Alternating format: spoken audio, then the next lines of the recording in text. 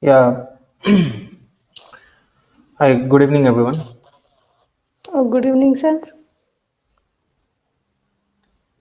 So, in last class, we were seeing the features of Python, and we have completed till what is dynamically typed, I guess. So, we have completed.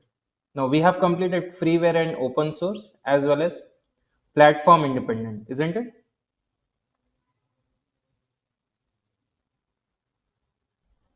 Up to platform independent, we have completed, right?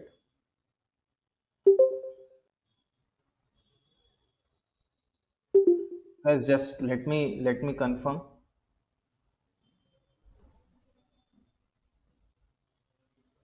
I think so. Yeah, up to platform independent, we have completed. Okay. So, what is dynamically typed language? Dynamically typed language. See, when we talk about the programming language, we see two types of programming languages. Okay. One is static typed programming language. The another one is dynamically typed programming language. Okay. So, what is static typed? What is dynamically typed? Two things. The most important we are going to see here. Okay. So first of all, I'll give you one example here.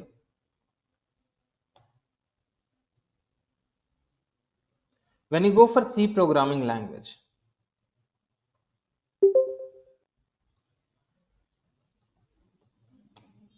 okay, let's say one example we'll see hello world, okay, or let's say addition of two integer values. This is the quite simple example we'll see.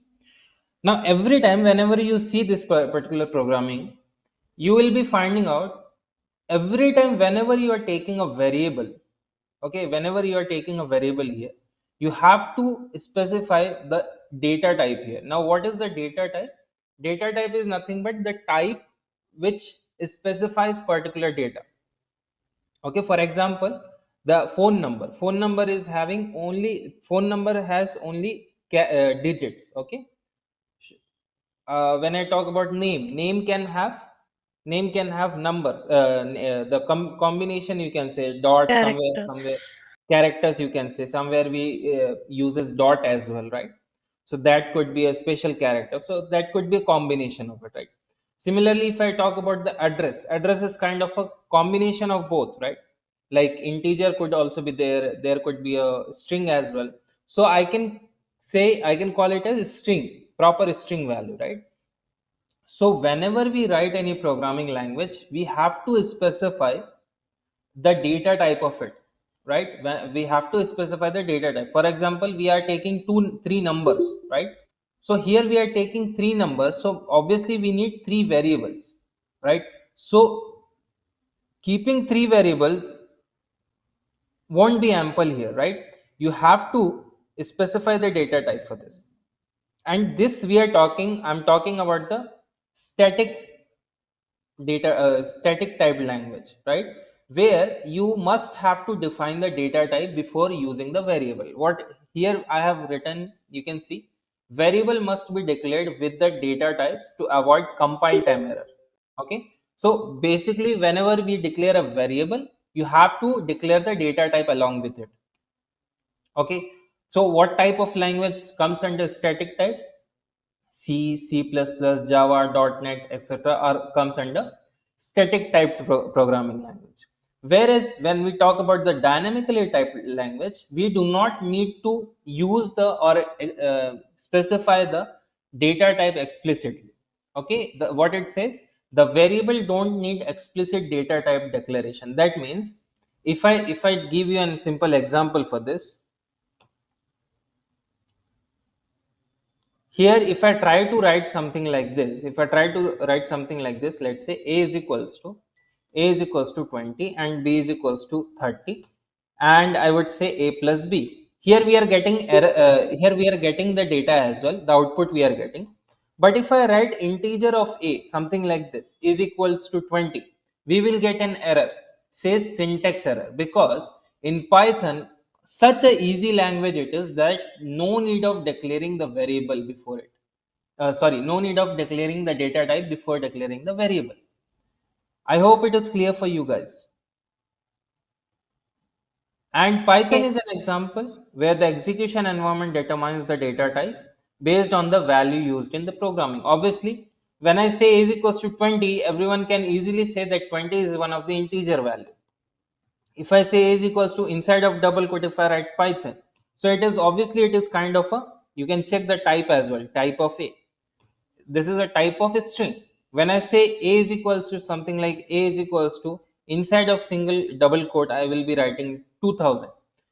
We know that internally it is a integer value, but we are specifying it as a string value. So when I go for one more time, it is again it is a string value. Similarly, if I write something like a is equals to true, this is nothing but a boolean value, because we are specifying a boolean value. Boolean could be a true or false. Like you can say class says it is a boolean. Similarly, if I write something like 2.5, obviously we know that 2.5 is nothing but a floating point value which takes decimal here. So this type is nothing but a float here. And basically we are not deciding this, the pvm execution environment, you can say Python execution environment, or pvm also you can say, Python virtual machine, decides which type of data type it is. So obviously by seeing it only I can understand that yes it is a boolean, yes it is a 2.5, that means it is a true, sorry, it is a float, right? So these kind of thing happens internally, okay, and can be like can be determined by the execution environment, okay, the data type based on the value used in the program.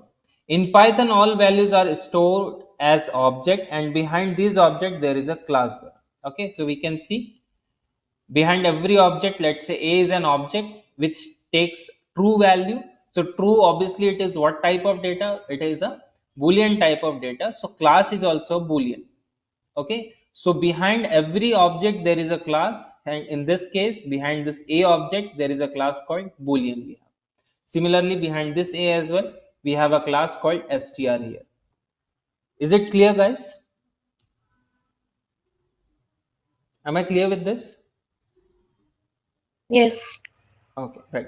Next feature is fifth, interpreted programming language. Now what is interpreted programming language, right? In this particular case I'll be giving you a simple example of how interpretation process works and how internally it converts the data. Okay, whatever the source code we provide, how it converts. Just give me a moment this.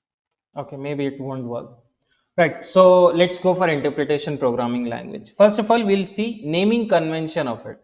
So Python programs are saved with .py extension. That means every time whenever you are writing a program in Python, you have to save the file name as an extension called .py, or along with the extension called .py, right? Now what is this extension? For every type of file, you can say any type of file you take, it takes an extension, right? It takes an extension in the sense what type of file it is. Okay, for example, like music takes what type of file? Dot mp3. mp3 means it is a music file, right? mp4 videos file. Similarly, now you can say doc, document, okay, word file. Similarly, xlss, that is what? Excel file. Similarly, CSV, it is also one of the file. The spreadsheet comes under spreadsheet, right? A comma separated value. Likewise, so many extensions we have. Okay. Similarly, for this programming language, when I talk about programming language, we can take some programming language like C++, that takes CPP. Java takes Java itself, .java. Python takes .py here. Okay, so these are the extensions. So whenever we save that any file with .py, we call it as a source code of a Python, right? We call it as a source code of a Python, right? Now we'll be talking about the internal process of this. So I'll show you this particular example. I hope it is visible for you guys, right? How it works, you check it. How it works, first of all, here we have written a source file. Okay, there is a source file I have written here. Now this could be anything. I have written example.py. Okay, example.py, this is called a source file, and this actually it is nothing but what we write. Okay, as a programmer, what we write, this is a .py file. Now after this, once we try to execute this, how it does, what it does internally, how execution process happens, right? So internally, when we try to execute it, first of all it comes to the compilation process. And now compilation process comes with two things. One is checking of the errors, and second is converting source code into bytecode. Okay, converting source code into bytecode. First thing is it checks for the syntax error, not errors, I would say. It checks for the syntax error, right? And second, it converts source code into bytecode. And this particular thing happens, or this particular thing will be taken care by Python compiler. Okay, we call it as Python compiler. Okay, right. So first of all, we write the source code, then we try to execute it. Internally what happens, the compilation process takes place, where Python compiler checks for the syntax error, as well as it also, once there is no error, it converts the source code into bytecode, which takes example.pyc. So whenever compilation process happens, it converts the sourse code, that is .pyc to .pyc, sorry, .py to .pyc, right? This is known as compilation process, and everything get done line by line, not whole at a time. That is the meaning of interpretation, right? Line by line, right? Next, let me remove this all. After this particular process, it is, once my source code becomes the bytecode, it is nothing but example.pyc, right? Example.pyc, this is also known as intermediate code. Okay, this intermediate code and then will go to the execution process. Two processes are there. One is compilation process, and the second one is execution process. Compilation process happens in between of the source code and the bytecode. That means this compiler, Python compiler, it does this compilation process. After this, example.pyc comes to the execution process. PVM takes the bytecode, whatever the bytecode we have, PVM takes it, read line by line of bytecode, and convert it into machine readable code. This is quite important. You have to understand what is the purpose of PVM. The purpose of PVM is nothing but to read line by line of code, okay, line by line of code, and convert it into machine readable code. Okay, not machine, you can say machine readable code or machine understandable language, you can say. Okay, and then OS reads it and send it to the processor for the further result. This is the process. Okay, this is the process of interpretation, you can say. Okay, this is the simple process of interpretation. I hope it is clear for you. Just give me a quick confirmation, guys. Am I clear with this? Yes. Quite easy it is. Okay, so one more time we'll see it. Okay, right. First, there is a source code. What we write is a source code. Just everyone, just check your mic. Okay. First, we write the source code. Source code will come to the compilation process once we start executing it. Okay. Compilation process says it first compiler tries to check for the error. What type of error? It is a syntax error. Okay, syntax is nothing but we can also call it as rules of writing code. Okay, of writing code. That is the syntax, rules of writing the code, you can say, right? Next, once compiler checks for the syntax error, if there is no error, it will come for the next process called conversion of source code into bytecode. Okay, conversion of source code into bytecode. Once the source code get converted into bytecode, this bytecode is also then known as intermediate code, because it is the code of intermediary. That means also we can call it lies in between of the conversion of source code into byte code into and machine understandable to again human readable form, right? Or you can say the further result, right? So after this, it comes to the execution process. This execution process comes with the conversion of byte code into machine readable form. And who does this? This PVM do this. Okay, this PVM do convert byte code into machine understandable code and will send it to the operating system and the processor for the further result. Okay, this is the way, and this is the internal process of this particular we can say interpretation process. Okay, so what is this internal process says? First, it comes with the compilation. The Python source code is checked for syntax error by the Python compiler. If no error found, it's converted into bytecode .pyc, you can say. Error are displayed if syntax issues any error, right? Next is execution process. Two processes are there, compilation and execution. Next is execution. The PVM reads the bytecode line by line and converting it into machine understand readable code. One more thing, everything whatever here it is happening here, it takes line by line only, not whole at a time. Okay, line by line, one by one, everything PVM reads. Okay, that you have to understand. Compilation process also done line by line, execution process also done line by line. Okay, not whole at a time. In other programming language like C++, everything happens one at a time, whole at a time, you can say, right? That is known as compiler.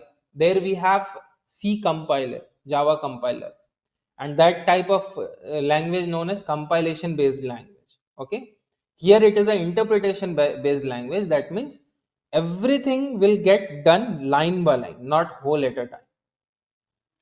I hope I'm clear for you, right? And converting into machine readable code, this code is then interpreted by OS and processor to produce the final result. I hope you are able to understand it. Yeah, everyone please just check your mic. Okay. Next, what is interpreted based language? Python's execution involves a line by line conversion process, making it an interpreted based programming language. That's it. What is PVM? Python virtual machine. It is a part of Python software, reads bytecode line by line and converts it into machine readable code. This is whole thing about the interpretation process. That's it. Okay, so just give me a thumbs up if you get everything.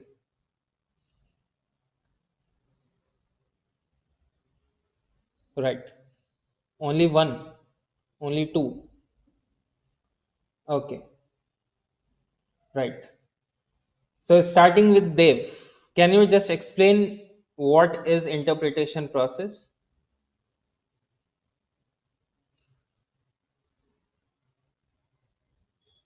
Right, Dev, you can use your mic as well. You have the option of it. Yes, Gayatri. Right, let's move to the next concept quickly. Next is high level programming language. Okay, Python is one of the high level programming language. Why? Because it can convert, even though if you give a low level language, it can convert that particular language into high level, that is human understandable language, so quickly. Okay, how it does, we'll see. In the context of programming languages, we have two types of programming language. One says low level programming language, another says high level programming language. Okay, now, what is low level programming language? The language which only can be understandable by the machine. For example, your binary language, zeros and one. Okay, octal language, like like a particular you can say which takes 8 bit of data. Okay, or octal language, octal, you can say, right? Binary, octal, hexadecimal, these are the number systems, you can say, right? In these programming language we use lower level data representation like binary, octal, and hexadecimal. Most often hexadecimal used for storing the addresses, right? Different addresses. This data is not immediately understandable by the programmer or the end user. Yes, we can understand by writing, by taking pen and paper and trying to calculate it, okay? But that would take much time for calculating it and getting the answer. Rather than that, what we will do, we will just try to convert this low level data into high level data so smoothly so that we can get the intuition behind the low level data. Okay, how to do that? High level programming language. What is high level? In this programming language like Python, even though we use lower level data like binary, octal, and hexadecimal, high level programming language automatically convert it into decimal data which programmer and end user can understand. Example, the Python is one of the programming language which is a high level programming language. Now let's say, let me give you a simple example for this.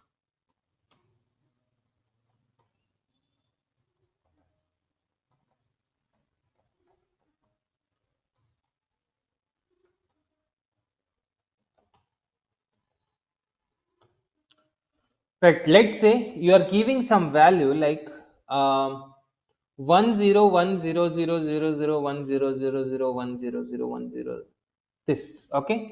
Now can anyone answer me what is the decimal value of this? As we know, this is a binary value, binary language, right? Binary language only can be understandable by the um, system, okay, machine. So can anyone tell me what is the answer for this? What is the decimal or human readable form for this particular input? Quickly, I want the answer quickly. Yes or no? Just tell me yes or no. Can we go for it? No. No, right? Because it is quite large data, large binary data, and we can't even understand this properly, right? So I'll use a representation of 0b. Now this 0b is nothing but the binary representation in Python, right? It represents the binary data. Now 0b of 10100 and so many different number we have, right? I want this particular data to convert this into such a number system where we can understand it. Okay. For example, I'll try to go for it. If I write a here, I have given the data to Python in the form of binary. We are getting the data in the form of decimal that we can understand here. Now it is kind of a number which we can read and we can say it as well. Okay, some different data will take something like b is equals to 0b, okay, 10101. If I go for this, I can use this as well. 2 power of 0, 2 power of 1, 2 power of 2, 2 power of 4.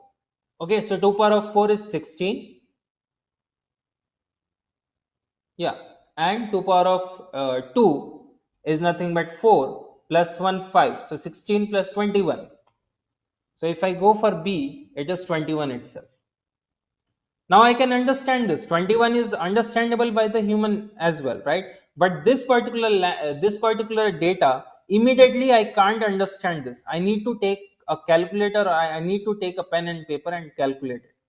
Even though for this as well, I need to take a pen and paper for to calculate it, right? Similarly, if I write something like a is equals to something like 0o, that is an octal value, I'll say 26. And if I go for a value, print of a. Now you can check, this is the 22. The octal value of 26, when I convert this octal value 26 to decimal, it becomes 22. I will also show you how you can do this manually. Okay. By taking pen and paper, how you can do these things, I'll show you, but not now, later on. Next is what? I can also go for one data which is called hexadecimal data. I'll say something like, let's say 0x, I would say something like BEEC. Okay, BEEC. Now, what is the data here?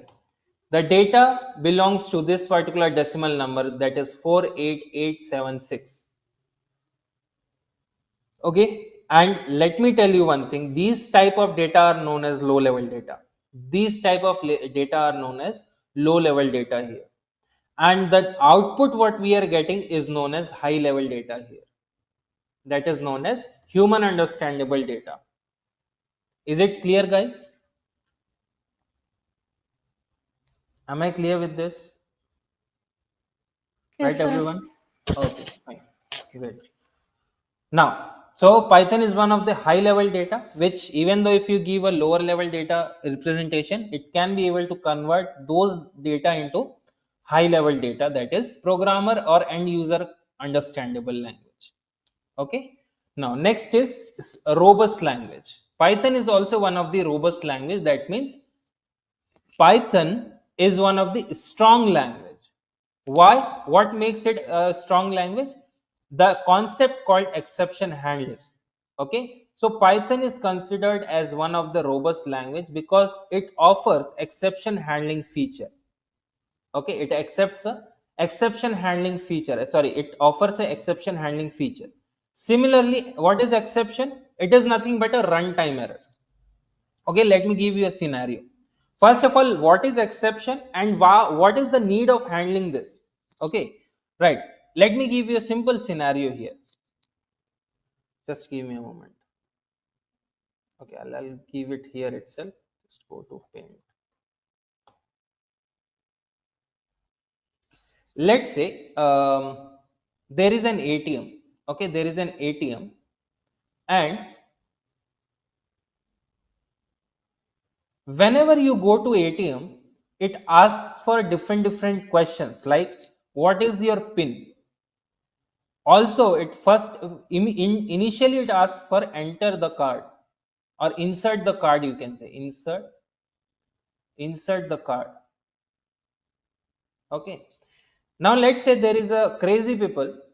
Okay, there is a crazy guy who tries to enter or insert the card in a wrong way.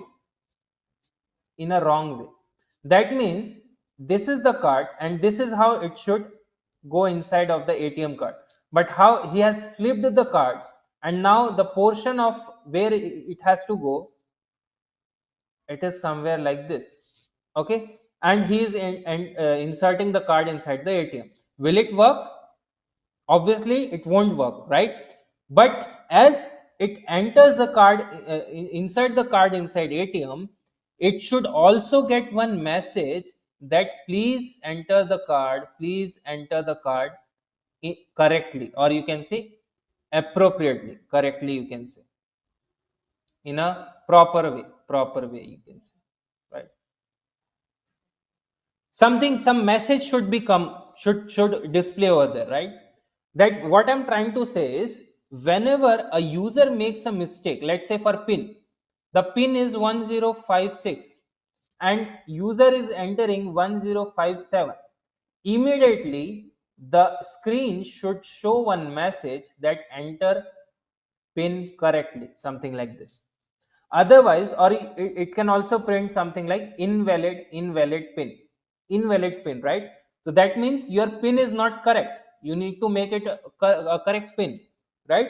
These kind of scenario happens when we program properly.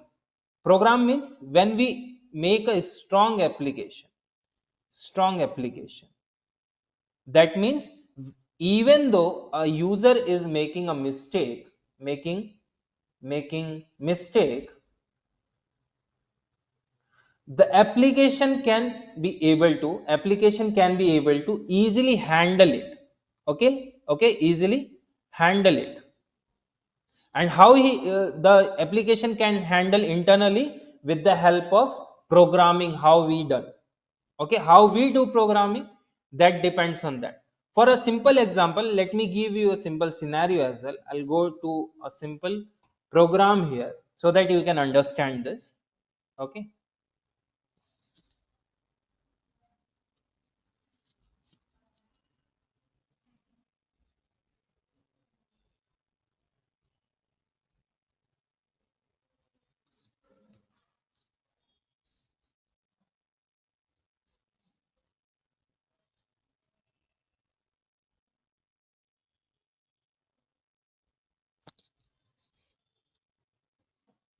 Let's go for it. Let's a simple example I'm giving you. Here I'm saying name you have to write.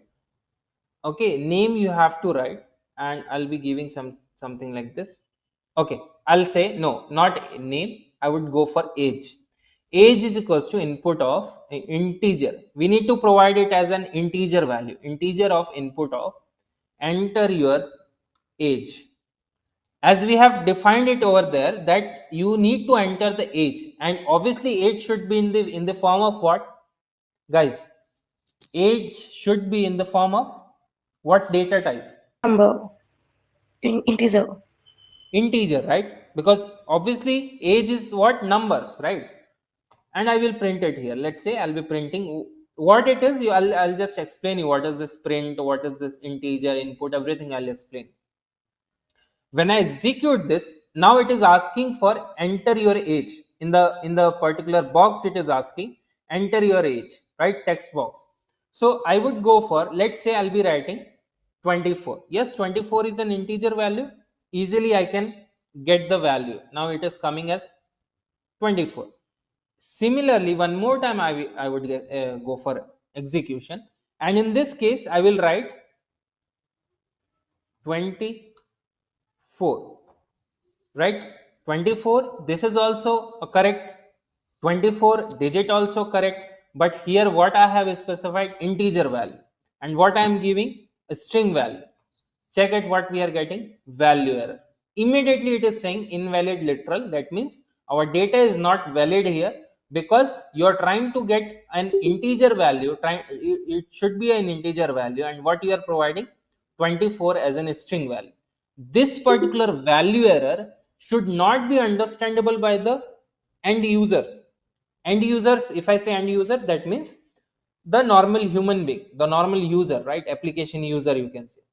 But as a programmer, we understand that value error is coming because of I'm making mistake here while giving the input. Here itself I'm making a mistake. As a programmer I know, as a programmer you guys know, but as a user, application user does not know about these kind of scenario.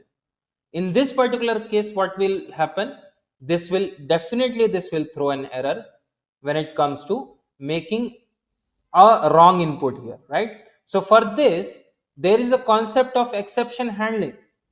Exception handling.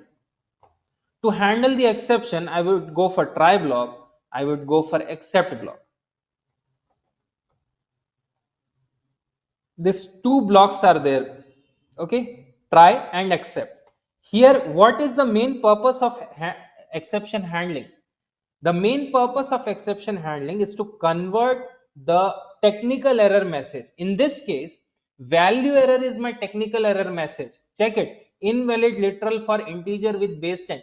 If I try to explain in front of any layman or any of the application user who don't know anything about the programming language, they won't be able to understand this message, which says invalid literal for integer with base 10, something like this.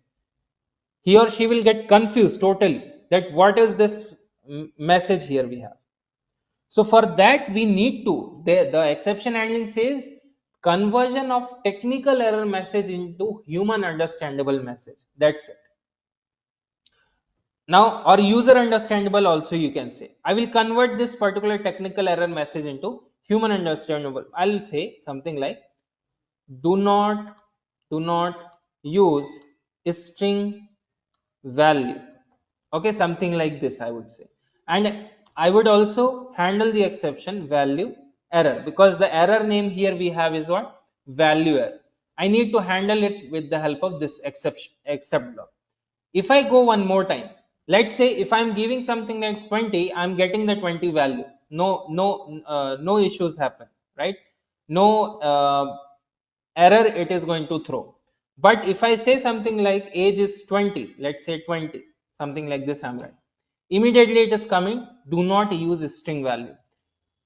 Instead of showing, I would say, rather than showing a message which is a technical error message, what it is showing, it is showing a user understandable message. Am I clear with this, guys? Just give me a thumbs up.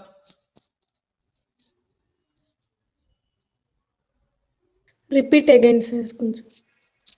Okay. From where you want to repeat it? Accept అని చెప్పారు కదా అవి. Sorry. Yeah, Luthia. Yes, sir. From where you want me to repeat it? Don't use string value. Okay, let me go for it. See, basically, let's forget about this. Okay, forget this particular part.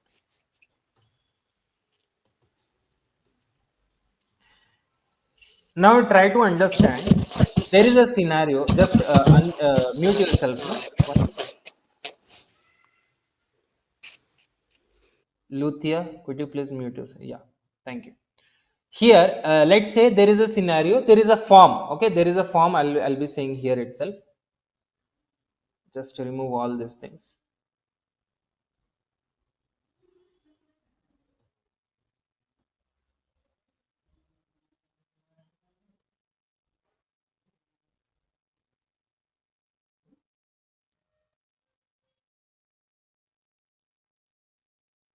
Okay, let's suppose that you have one form. Okay, you have one form.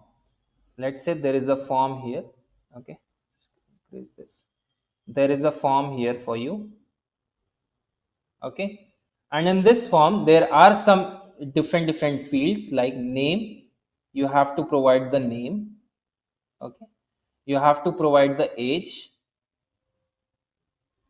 You have to provide some contact name, contact number. Okay, contact number you need to provide. Similarly, you provide something like gender. Okay, gender, what is the gender you have, and that's it. You need to submit it. Okay, submit the button.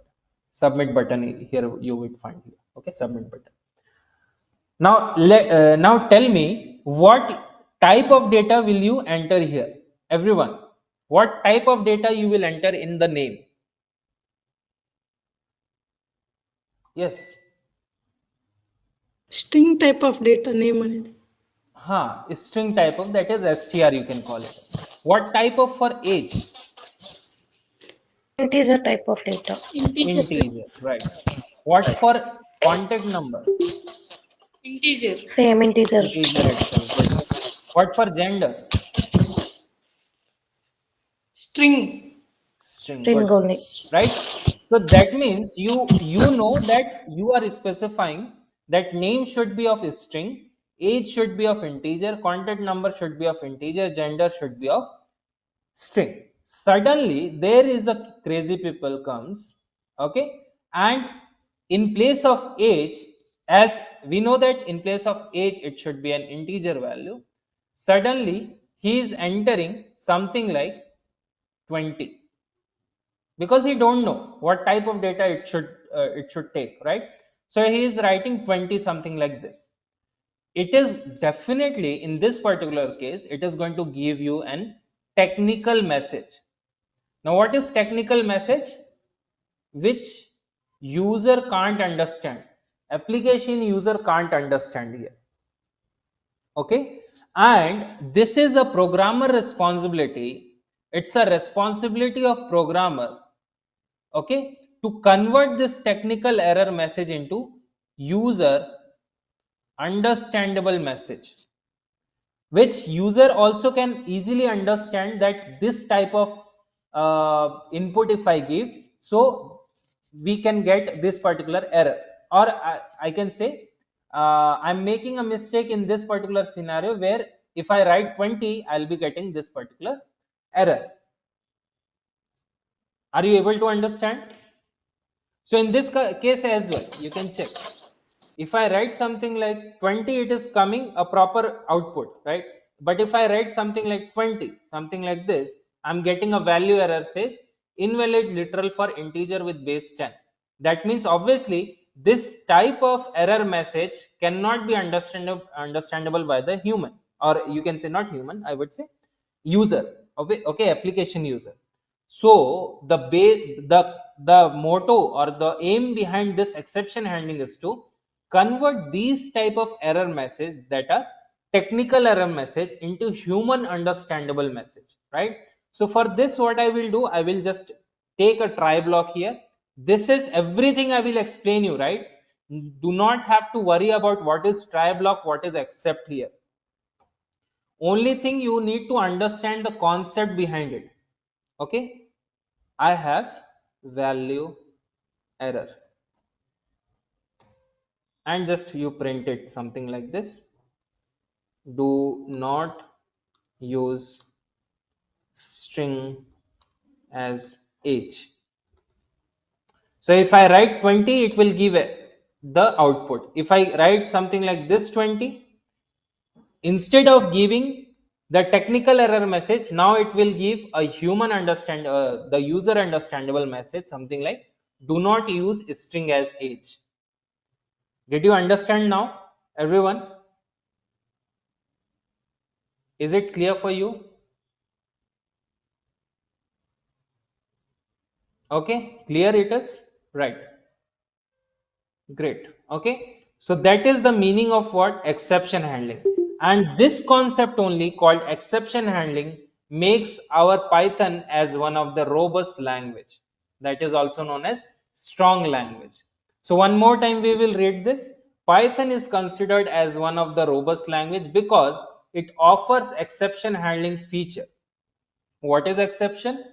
An error occurs during programming execution or runtime called exception, and typically it gives technical error message. Now what is exception handling? It's a process of converting technical error message into user understandable messages. This makes project more robust, especially in real-time application where smoother user experience is crucial. Okay, is it clear for everyone? Do you want anything me to repeat it? Guys, you can use your mic as well so that for a smooth communication we can have.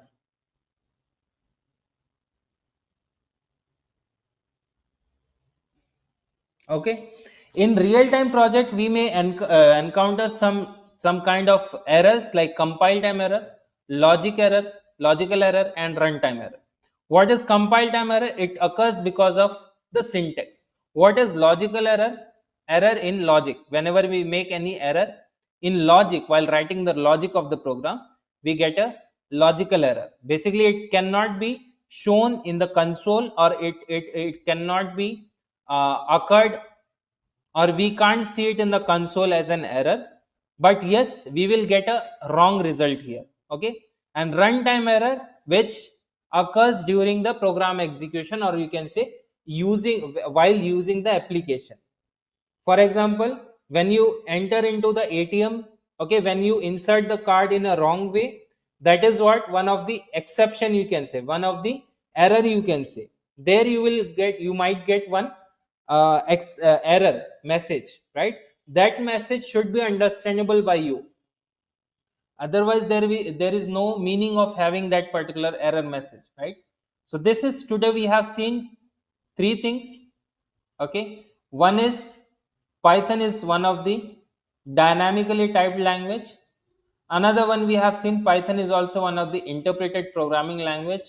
Or fourth thing we have seen.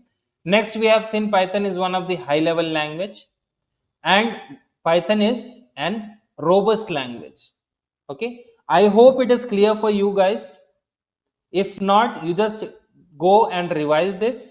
If you get any kind of doubt, okay, I will be there. You can ask me tomorrow. Okay. Any number of time until you get the topic, I won't leave you. Okay. So you can ask anytime, anywhere. You can ask the question. No issues. And maybe they have given couple of more days for you. So try to make enroll yourself as soon as possible. Okay. So do you have any question? Do you have any doubt, guys? No. No. Only one answer I have got. No, sir. Okay. Fine. So shall we stop it here? Shall we stop it here? Tomorrow I'll be explaining you a couple of more feature of this Python. Okay, and then we'll move to the data representation of it. Okay, the most important concept, data representation. So I'll be stopping it here. Tomorrow, do not miss any Yeah, session okay. from now onwards. Yeah, from now onwards, do not miss any session, and we'll be getting into we will be delve into the subject from now onwards. So be careful about it. Okay. Thank you so much, and have a great day. Bye bye, and Yeah, just thank keep you. practicing. Yeah. Bye bye. Okay.